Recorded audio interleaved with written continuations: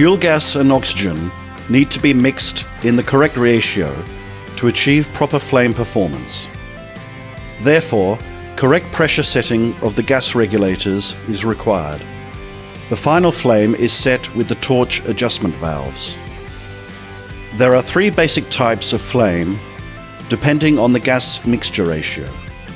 A neutral flame is mostly used for welding and cutting.